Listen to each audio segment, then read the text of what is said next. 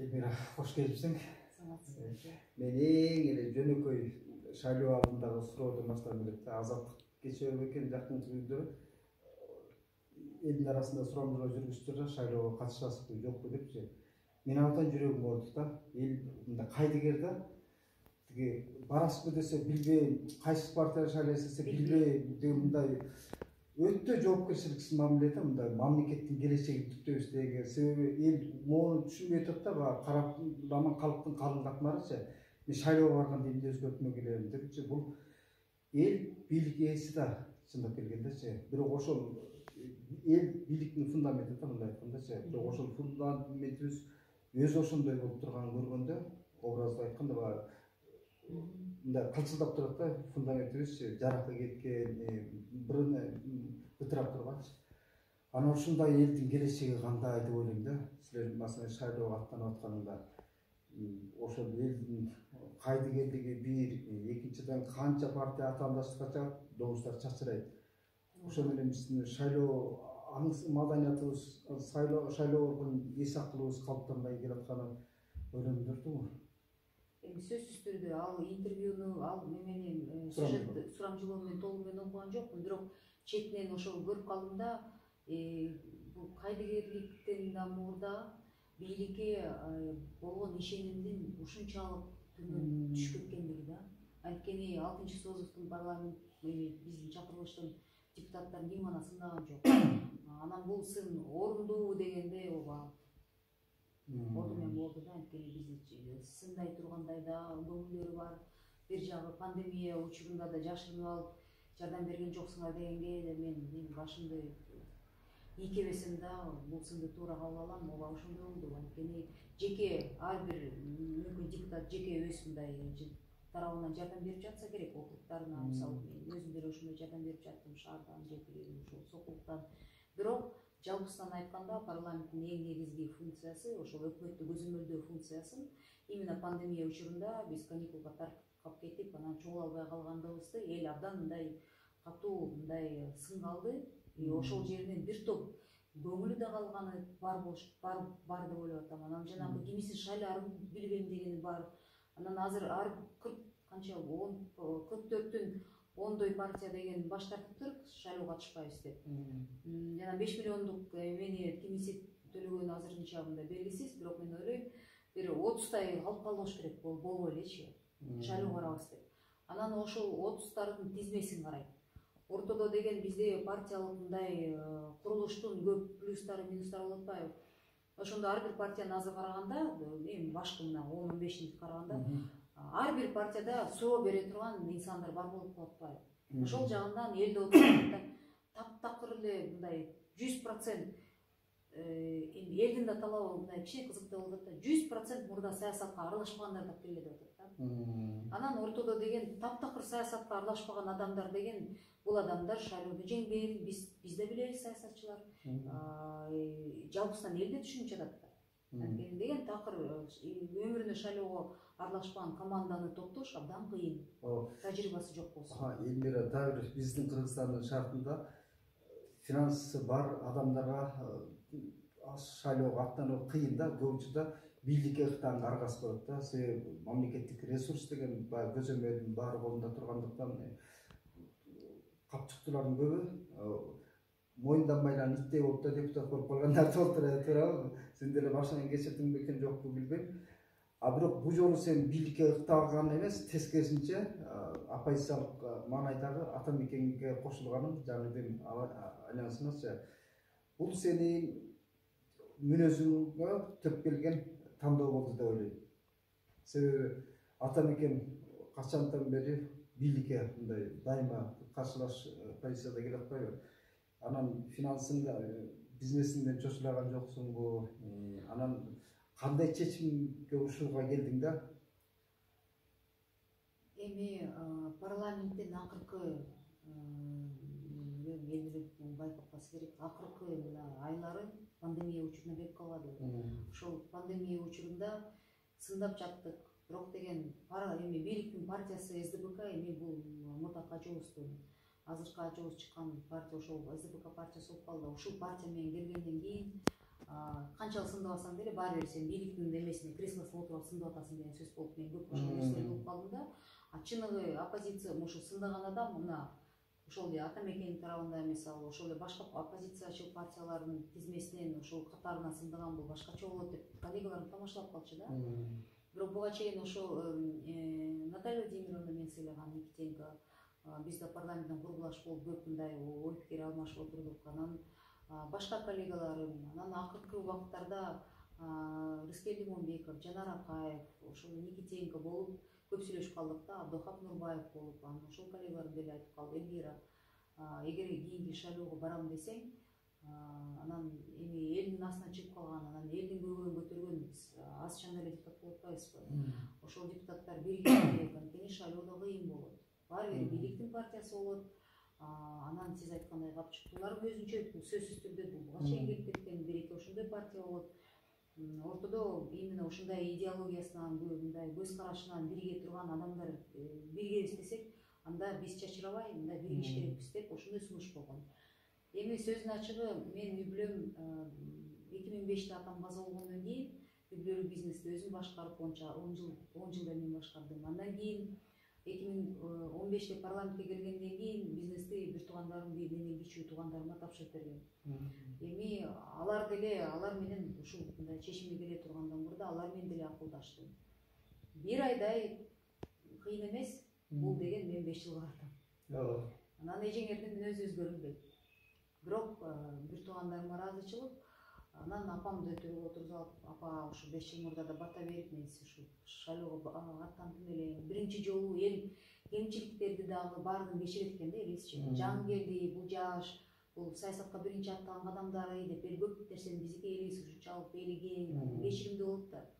Эл учукпайт. Бирок экинчи жолу аттангандан кийин уже жоопкерчилик мени шайлап ал деп мен шайлоочуларга жүктөй албайм. Бул толугу менин мындай чечимим.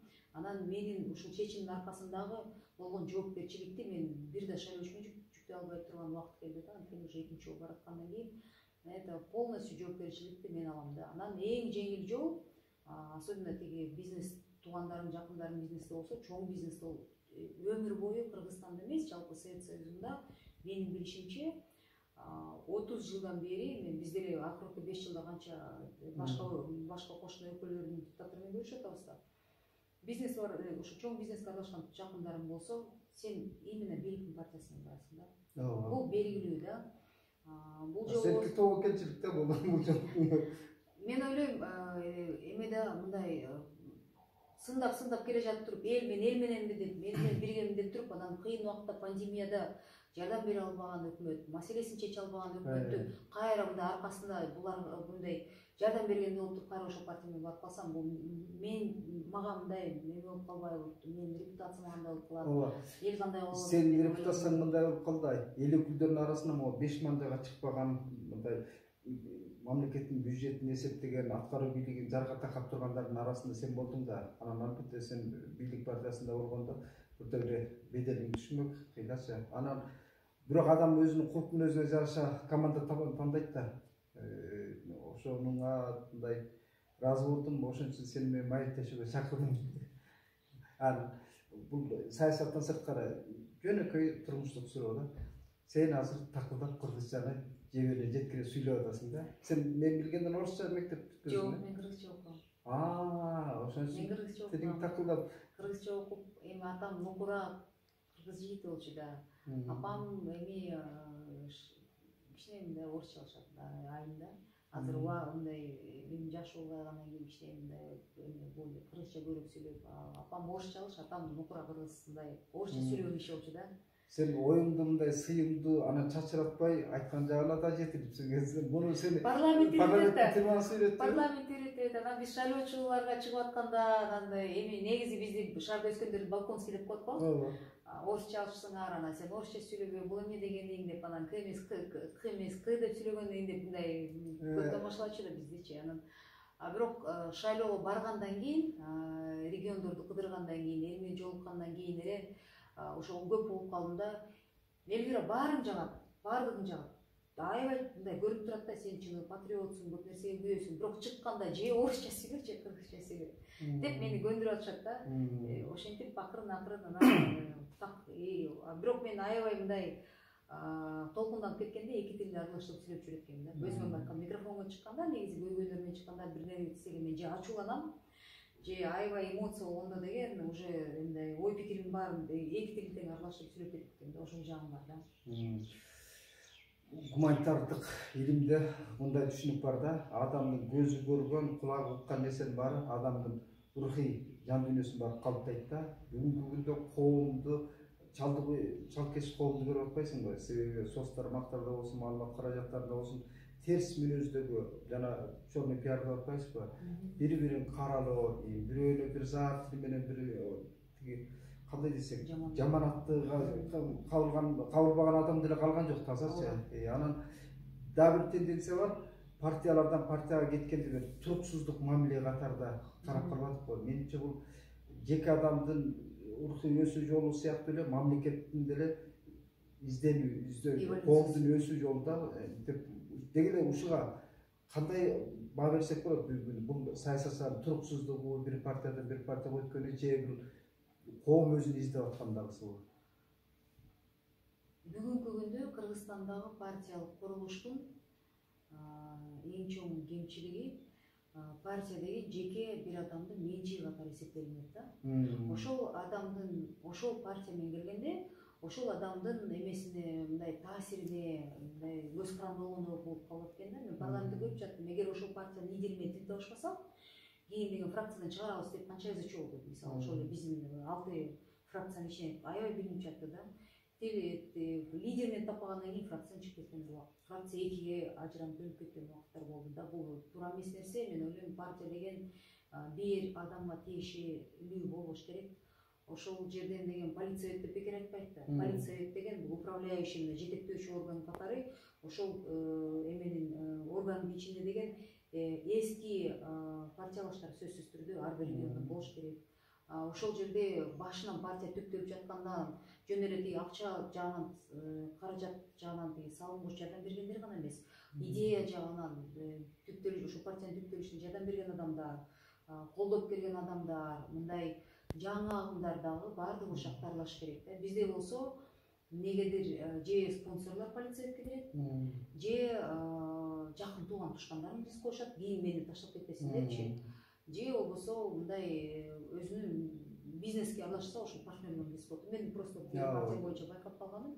Ата мекенде киргенде жакында эле политсовет болуп калдым. Мен ошол мага жаккан нерсе региондордун жөнөкөй мүчөлөрү политсоветке ошол башкалар менен бирге мындай тең салмактуу полицейт мүчөсү катары киришти да. Мисалы, белгилүү адамдар эмес, карабайым арасынан чыккан, бирок деген именно региондордо көп жылдан бери мүчө болгон адамдар киришти. Булардан мындай чыныгы партиялык курулуштун жакшы бир мисалы болду да. Мен Ата мекенин бир жолку съездинен байкап калганым бар.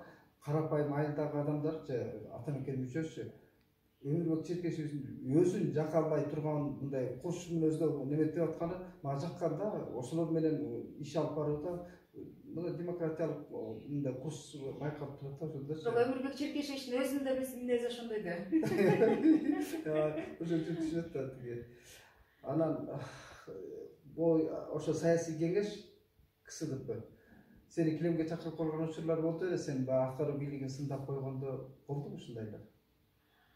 ТЭЦ боюнча мен эң биринчи негизи деген буга чейин 5 жыл болду парламенттен сындабайм деген эмем бар. Бирок ТЭЦтин ызы чуусу чыкканда биз 2019-тун болуш керек эмес, 2018-тин февралындагы ошол эмеге барганбызда, как раз ТЭЦтин жарылып кайсы ТЭЦте говорил 2018 февралында ошол биз депутаттык комиссия менен кошо мени ээрчишип ошол жака барганда ушул $400 миллион коротулган капитальный ремонт деген мындай чоң каражат сарпталган чоң проектни барып ичинен көргөндө мен таң калгам. ТЭЦтин жарымы курулуп, жарымы бар, жарымы эски бойдон калыптыр да. Именно карапайым, кара жумуш жасаган адамдар деген ТЭЦтин эски бөлүгүндө ошол бойдон калган жерде иштеп жүрүшөт. терезе айнектерин баары жарык. Ошакта деген элдер деген мындай жылуу тон кийинип алып котельниялердин иштеп жүргөндө анан биз 5 мүнөттө кирип чыккан чакты детисин баары көп болуп аябай таң калганда ушу $400 миллион эмнеге кетти депчи. Анан биз аяктан чыгарып кетишип немеге алып барышты, менеджментке, башкаруучу органдар, именно эме деп коет го, офис жагыначы, бул жетектеген адамдардын отурган кабинеттерине алып барышты да. Ошол жагына каражат кетип, ал жагы ремонттолуп, аппакай кабинеттер, европейский жанагы чоң офистер бар го, ошондой кабинеттер кирип баратсам, анан кирип баратканда эле карасам, ол жагында толтура Кытайлар отурат да. Мен таң калып калдым. Эмнеге бул мындай эме деп коет, стратегический объект, бул национальный мамлекет деңгээлинде чоң республика, национальный чоң стратегиялык объект деген эмнеге Кытайлар отурат деп. Мисалы, мен эме эмесмин, тиги шовинистчи бирөөнү жек башкалап жек көргөн адам эмесмин, бирок бул мамлекеттин кышында биз тоңуп калганда бул мамлекеттик деңгээлде болгон ушу чоң угроза болду да. Ошол жерине эмнеге ошол биздин ТЭЦтин управляющий органы катары башка улуттун жарандары ошакта отурат. Эмнеге булар ошол стратегически важный объекттин компьютерлерин башкарып ошо эмне отурушат деп, мен ошоктон берген видеону көрсөңүздөр керек. Почему рулят китайцы депчи. Эстеңиз, француздардын жазуучусу Эшенбахтын жакшы айтканы бар да. Акылдуу аялдын душмандары миллиондогон эркектер депчи. Парламентте бир билдирүү кылып албадыңбы? Мырзалар унчукпай отурат, кайсы позиция бар? Ошондо тегереңдей депутаттар Матураев боюнча айтканда башка реакция кандай болду мырзалар тарабынан парламенттеги? Таарымдуу. Мен абдан сыйлаган бир байке мага айтып калды. Эльвира барып кечирим сурап кой, келечек бул сенин эме саясий карьераңа абдан чоң тоскоолдук болот. Ой, ата делегейши. Байке ар бирөөсүнөн кечирим сурап коеюн десем, сурайсыңбы деди, сурабайм. Десем, анда эмне андан айтып атасың дегендей болду да. Байке, мен сизди сыйлайм, сиз ой пикириңизди айттыңыз, мен түшүнөм дедим, бирок убакыт өзгөрүп атат. Мен оюмду, мен туура кылдым деп ойлоп атам да. Таарынса таарына, бирок кийин убакыт өткөндө түшүнөм, бул туура эмес нерсе болуп жатат да. Тиги сен Абдулхак Нурбаев өңдү, бийликтин партиясы менен мандат алгандарчы, ушул стереотипти сындырганыңар жакшы жолда, жакшы өрнөктө. Себеби бийликтин курамында болсоң эле сөзсүз эле бийликти жалган маалымат менен далга таптай берип жардам алып кулатып атпайсызбы? Тескерисинче ошо аткаруу бийлигине жардам берем деген киши сын айтат да, ачуусунча. Анан ошол стереотипти сындырууга башкалар эрки жетсе деп каалап элем, тилей элем да. Мисалы партия азыркы бийликке ыктап аткан партиялар келет бийликкечи. Бирок өз эркиндигин айта албай бир коллективный бир макулдук менен чечилип калган маселелер көп да. Эми сиз буга чейин сурап калбадыңызбы? Ошол эле полиция, ошол эле жетектөөчү партиясы жетекчилери сени чыкылдап эле кадимкидей эле ошо ТЭЦ боюнча айткандан кийин кадимкидей эле телефон чалышып, мен ошоктон айтып чыкканда тиги толтура журналисттер болуп жазылып калганда видеого аябай ызы чыгып кеткен да, аябай вирусный видео болуп, аябай мындай эл ачууланып жаткан кезде эртең сессияга барып бул маселени көтөрбөңүз деп калышты да. Анда эми мен деген эмнеге десем, эртеси күнү эл көтөрүлсө, антиси эле моундай проблема болуп атат. Кийин деген Эльвира аябай ызы чыгып кетсе, ошол башаламандыктын, топлооңдун сен башына сен туруп каласың деп калды. Мен ошондон чынын корктум да. Кышында болсо, антиси эле өчүп жатса, акындай анан мен бирдеме болуп же кантип өлүп кетсе, же бирдеме болсо, мен күнөө эле боло турганда болуп, мен чын эле аябай коркуп кеттим да. Анан эртеси күнү сессияга барган жокмун. Ошондой нерселер болгон.